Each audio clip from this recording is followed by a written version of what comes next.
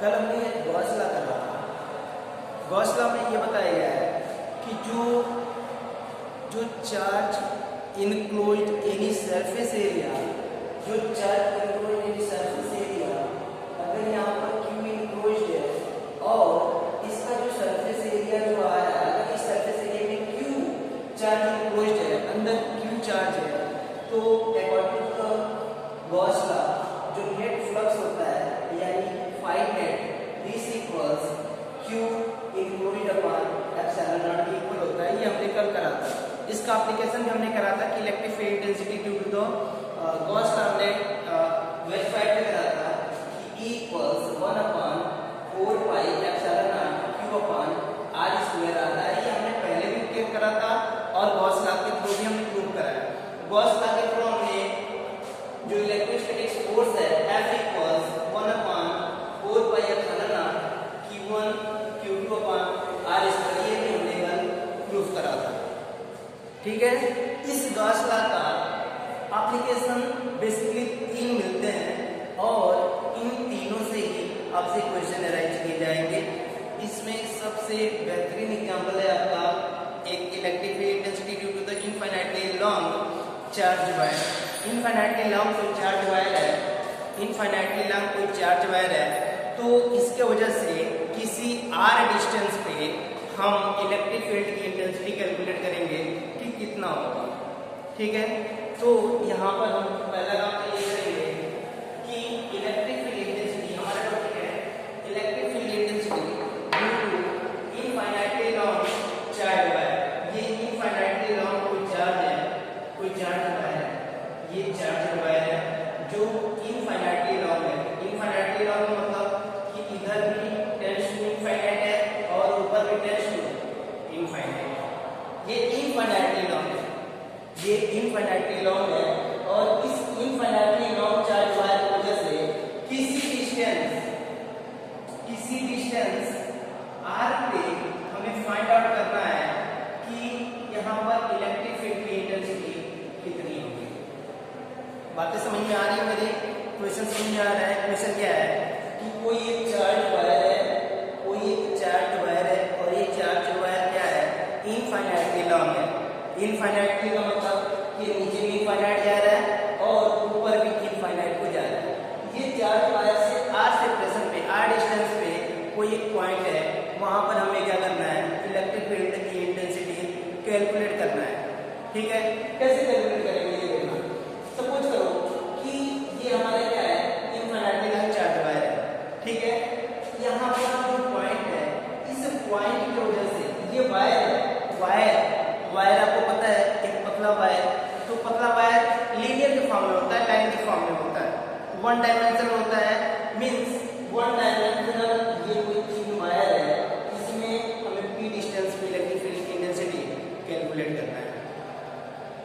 सबसे पहले तो ये जिस r डिस्टेंस पे है, तो यहाँ पर हम एक गॉसियन सरफेस कंसीडर करेंगे। एज्यूम करेंगे कि यहाँ पर एक हाइपोथेटिकल इस तरीके का कंस्ट्रक्शन एज्यूम करेंगे कि यहाँ पर जितने भी इलेक्ट्रिक फील्ड्स लाइन है, जितने भी इलेक्ट्रिक फील्ड लाइंस कुछ इस फॉर्म में, एक सर्कल के फॉर्म में रहेंगे। सपोज करो कि ये वायर है, ये इनफाइनाइटली लॉन्ग है, ये इनफाइनाइटली लॉन्ग है।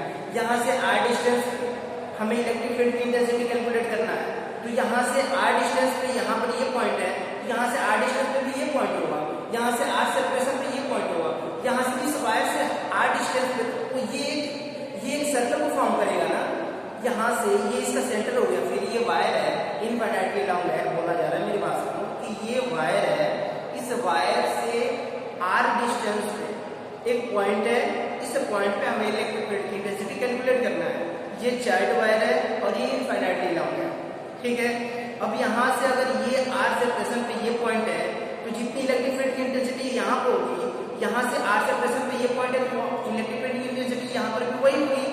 यहाँ से r सेपरेशन में ये पॉइंट है, तो इलेक्ट्रिक फील्ड की इंटेंसिटी भी वही होगी। मतलब क्या कि यहाँ से r सेपरेशन पे हर एक पॉइंट पे इलेक्ट्रिक फील्ड की इंटेंसिटी सेम आएगी। क्लियर है?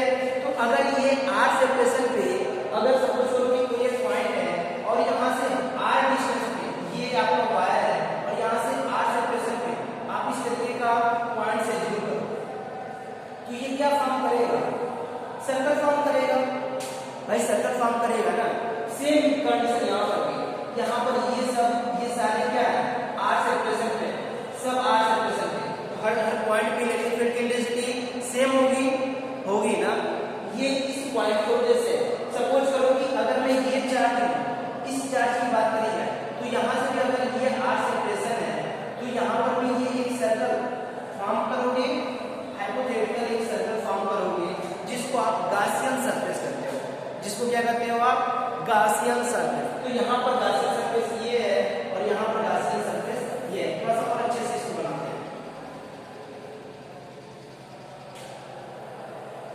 फॉर्म में आएगा। अब इसको आप ज्वाइन करो, इस तरीके से आप ज्वाइन करो। इसमें जो भी फॉर्म दिख रहा है, ये टेंड्स टू इनफाइनाइट है, ये y टेंड्स टू इनफाइनाइट है।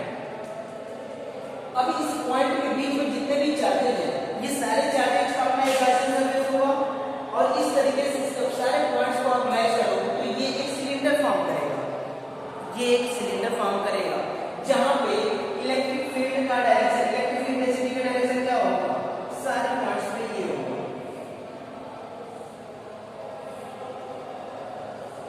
होगा क्या होगा? अब यहां पर देखना, ये फाइनली सिलेंडर है, ये फाइनली क्या है, सिलेंडर है, और ये इसका एक्सिस है, ये वायर इसका क्या है, एक्सिस है, वर्टिकली एक्सिस है। यहां पर देखना, ये आपका सिलेंडर है और ये इसका एक्सिस है। यहां से r सेपरेशन पे आप इलेक्ट्रिक फील्ड इंटेंसिटी आप फाइंड आउट करना चाहते हो। आपको ये पता है कि ये सरफेस एरिया है, ये इस सिलेंडर का आउटर कवर पार्ट है, तो ये सरफेस एरिया देगा। यहाँ पर तीन सरफेस एरिया है, एक ये अपर सरफेस एरिया है, ये लोअर सरफेस एरिया है, और ये सरफेस एरिया है इसका। ठीक है, ये इसका सरफेस एरिया है। ठीक है, according to the Gauss law, जो टोटल फ्लक्स होता है, जो नेट फ्लक्स होता है, that is the flux phi, this equals q included upon epsilon naught, q included upon epsilon naught होता है ना। यहाँ पर देखना फ्लक्स कितना होगा। अगर हम फ्लक्स कैलकुलेट कर लेंगे तो फ्लक्स कैलकुलेट करने के बाद हम यहाँ पर जो इलेक्ट्रिक फील्ड की इंटेंसिटी है उसको भी कैलकुलेट कर लेंगे फ्लक्स के थ्रू, क्योंकि जो फ्लक्स होता है आपको पता है product of electric field intensity and area, that is the area. तो flux means flux phi is equal E A cos theta होता है ना। फ्लक्स जो मैं बता रहा था उसमें बताया था कि product of electric field intensity and area that is called the flux. यहाँ पर देखना फ्लक्स कितना होगा, यहाँ पर तीन फ्लक्स मिलेंगे, एक इस सरफेस एरिया के थ्रू, एक इस सरफेस एरिया के थ्रू, और एक इस सरफेस एरिया के थ्रू। ठीक है, सिलेंडर किस फॉर्म में होता है, सिलेंडर इस तरीके से सर्कुलर फॉर्म में होता है। ये चाप का सिलेंडर ही है, इसमें तीन सरफेस एरिया है, एक ये अपर सरफेस एरिया, ये लोअर सरफेस एरिया जो सर्कल के फॉर्म में है, ये भी सर्कल के फॉर्म में है, और ये साइड से जो दिख रहा है आपको, तो फ्लक्स तीन मिलेंगे, एक अपर पे, एक लोअर पे, और एक साइड से। ठीक है, अब यहाँ पर अपर फ्लक्स कितना होगा, यहाँ पर दैट इज phi1, यहाँ पर जो मिलेगा इसको मैं phi2 बोल रहा हूँ, और यहाँ पर जो फ्लक्स मिलेगा इसको मैंने phi3 बोला। ठीक है, यहाँ पर देखना फ्लक्स कितना होगा, E A cos थीटा, यहाँ पर भी flux E A cos theta, और यहाँ पर flux E A cos theta होगा ना। अब यहाँ पर सबसे पहले तो हम थीटा की बात करेंगे। सबसे पहला काम हम एंगल देखेंगे, थीटा कितना होगा इस वाले सरफेस के लिए, इस वाले सरफेस के लिए, और अपर सरफेस के लिए। यहाँ पर देखना, इसको थोड़ा सा एडिट करना, ये आपका अपर सरफेस है, ये चौक है, ये मैं अपर के लिए बात कर रहा हूँ। इलेक्ट्रिक फील्ड लाइंस इस तरीके से निकल रही है, इलेक्ट्रिक फील्ड लाइंस इस तरीके से निकल रही है, और ये अपर सरफेस का नॉर्मल किधर है, अपर सरफेस का नॉर्मल अपवर्ड डायरेक्शन में। तो अपवर्ड डायरेक्शन में सरफेस की ये इस सरफेस का नॉर्मल अपवर्ड डायरेक्शन में जा रहा है, और इलेक्ट्रिक फील्ड इंटेंसिटी इसके इससे एक्स एक्सिस पे जा रही है। ये नॉर्मल है, यहाँ से परपेंडिकुलर ऊपर जा रहा है, और ये बिल्कुल हॉरिजॉन्टल जा रहा है। दोनों के बीच लगने वाला एंगल कितना, थीटा, दिस इक्वल्स 90 डिग्री, क्योंकि नॉर्मल का डायरेक्शन ये है और इलेक्ट्रिक फील्ड का डायरेक्शन ये है। दोनों के बीच लगने वाला एंगल कितना, 90 डिग्री। जब आपको पता है कि cos 90, जब थीटा के जब 90 रखेंगे तो cos 90, और cos 90 होता है कितना, cos 90 दिस इक्वल्स 0, यानी यहाँ पर जो लगने वाला जो फ्लक्स है phi1 दिस इक्वल्स 0। यहाँ पर कोई इस सरफेस की वजह से कोई भी फ्लक्स नहीं मिलने वाला। बातें समझ आ रही है मेरी? मैं फिर बता रहा हूँ कि यहाँ पर फ्लक्स आपको कैलकुलेट करना है। ठीक है, ये चार्ट आपका सिलेंडर के फॉर्म में ही है, इसको ध्यान से देखो। ये चाक आपका फ्लक्स है, इस चाक का अपर सरफेस है, ये इसका साइड का सरफेस एरिया है और ये बॉटम है, ठीक है। तो फ्लक्स अपर सरफेस के थ्रू, फ्लक्स इस साइड के थ्रू और फ्लक्स इस बॉटम के थ्रू हम कैलकुलेट करेंगे सेपरेटली। तो सबसे पहले नेट फ्लक्स के लिए हम तीनों को ऐड कर लेंगे, हमारा टोटल फ्लक्स आ जाएगा 5, ठीक है। कैसे फ्लक्स कैलकुलेट करेंगे, तो यहाँ पर ये अपर सरफेस है, अपर सरफेस मतलब ये इस तरीके का सर्कल। अब यहाँ पर इस अगर मैं सरफेस एरिया ये ले रहा हूँ, ये अपर मतलब कि ये सरफेस एरिया, तो इसका नॉर्मल किधर होगा, इसके परपेंडिकुलर नॉर्मल होगा ना। तो ये परपेंडिकुलर नॉर्मल और यहाँ पर इलेक्ट्रिक फील्ड लाइंस कैसे जा रही है, इस ये जो सरफेस है इसके पैरेलल निकल रही है, ठीक है। तो इलेक्ट्रिक फील्ड लाइंस ऐसे जा रही है और नॉर्मल इसके इस तरीके से काम कर रहा है, फिगर में दिखाया गया है। ये नॉर्मल है और ये इलेक्ट्रिक फील्ड लाइंस है, दोनों बीच एंगल कितना 90 और cos 90 जीरो होता है, इसलिए फ्लक्स कितना 0। सिमिलरली यहाँ पर भी देखना, ये आपका सरफेस एरिया है, यहाँ पर भी नॉर्मल ये डाउनवर्ड डायरेक्शन में होगा, इलेक्ट्रिक फील्ड इस तरीके से जा रही है, तो यहाँ पर भी लगने वाला एंगल कितना 90 यानी cos 90 is equals 0 यानी phi3 भी कितना 0, phi1 और phi3 ये 0 हो गया ना। लेकिन flux E2 phi2 is equals ये cos थीटा, यहाँ पर कैलकुलेट करके देखते हैं कि यहाँ पर फ्लक्स कितना मिलेगा, ठीक है। अब यहाँ पर फ्लक्स अगर देखना है तो सबसे पहले कि ये इलेक्ट्रिक फील्ड इंटेंसिटी E है तो E ही रखो। A that is the surface area of the cylinder, surface area of the cylinder कितना होता है, अगर रेडियस r हो और इसका जो लेंथ है अगर मैं l कैलकुलेट करूं, सपोज करो कि ये जो लेंथ हमने लिया हुआ है ये l हाइट का है, तो इसका सरफेस एरिया कितना होगा 2 पाई r l होता है सिलेंडर का सरफेस एरिया, यानी ये हो जाएगा E और A कितना A that is the total surface area 2 pi, radius अगर r है तो r और हाइट अगर l है तो 2 पाई r है, ठीक है। एंगल देखना क्या होगा, इस वाले सरफेस में ये आपका सरफेस ये जो ऐसे सर्कल का फॉर्म में पूरा यहाँ से लेकर के और अपर तक, ठीक है।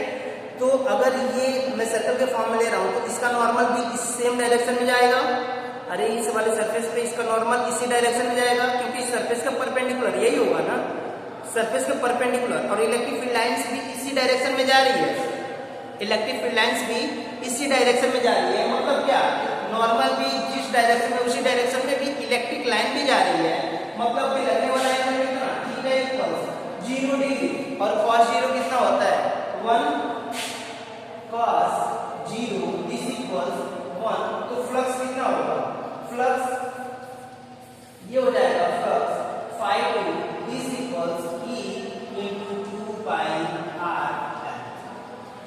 नेट फ्लक्स कितना होगा, flux this equals phi1 plus flux net flux phi मतलब क्या, ये phi नेट है तो नेट phi नेट कितना this equals total flux phi1 plus phi2 plus phi3 this equals q enclosed upon epsilon होगा, phi1 0 है, phi2 E into 2 पाई r l plus phi3 कितना 0, this equals q enclosed upon epsilon होगा ना। अब यहाँ पर देखना E 2 pi r l this equals q enclosed upon epsilon, q enclosed ये टोटल चार्ज है, ठीक है, टोटल चार्ज है। अब यहाँ पर ये चूंकि लीनियर है, लाइन के फॉर्म में है ना, ये एक लाइन के फॉर्म में है, तो यहाँ पर जो चार्ज डेंसिटी होगी that is the linear charge density होगी ना, यहाँ पर जो चार्ज डेंसिटी होगी that is the linear charge density होगी। और लीनियर चार्ज डेंसिटी होता क्या है, सपोज करो कि ये एक लाइन है, ये एक लाइन है, यहाँ पर ये चार्ज है, ठीक है। सपोज करो कि इस वाले पार्ट का मैंने सिर्फ ये वाला पार्ट लिया, सिर्फ इतना, जिसको मैंने ये टोटल लेंथ l है, टोटल लेंथ l और ये वाला पार्ट है इसका एक एलिमेंट्री पार्ट लिया जिसको मैंने dl बोला, क्या इसको मैंने dl बोला। तो ये dl लेंथ पे इसमें जो चार्ज इनक्लोज्ड है सिर्फ इतने में जो चार्ज इनक्लोज्ड है उसको मैंने क्या बोल दिया dq, ठीक है। dl ये पूरा L लेंथ का है, मैंने इसका बहुत ही छोटा पार्ट dl लिया। इस dl लेंथ में जो चार्ज है उसको मैंने dq बोला, ठीक है।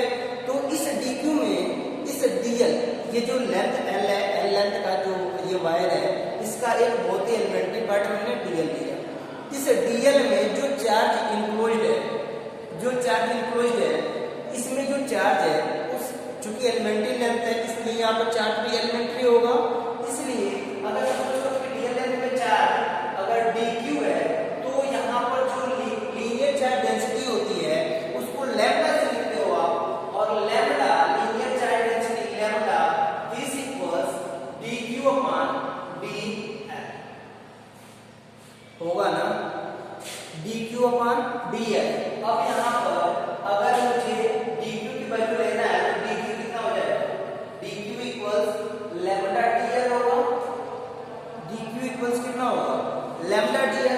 अगर मुझे टोटल चार्ज लेना हो तो दोनों साइड का इंटीग्रेट कर लो, हमारा टोटल चार्ज आ जाएगा, ठीक है।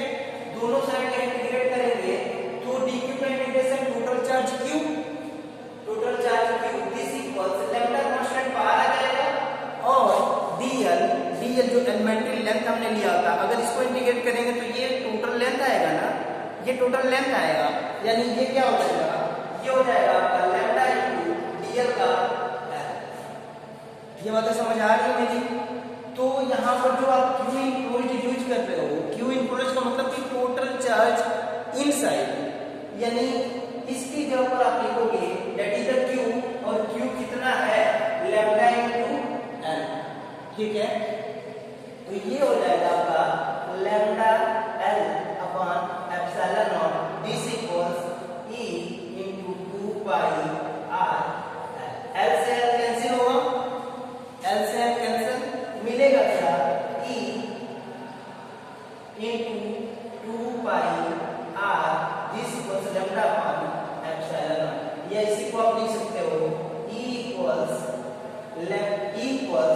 1 upon 2 pi r into lambda upon epsilon not. ये एप्सिलॉन नॉट को यहाँ r को यहाँ लेके आओ तो ये हो जाएगा 1 upon 2 pi epsilon naught lambda upon r। ये होता है electric field intensity due to infinite long straight wire, electric field intensity due to charge infinitely long straight wire. तो क्लियर है, आई होप कि समझ आया, electric field intensity due to infinite long charge wire. तो इसकी वजह से electric field की इंटेंसिटी कितनी आई है, equal 1/2 pi epsilon naught lambda upon r, ठीक है। इसके बाद है electric field intensity due to infinite long plane shift की वजह से इलेक्ट्रिक फील्ड इंटेंसिटी हम कैलकुलेट करेंगे, ठीक है।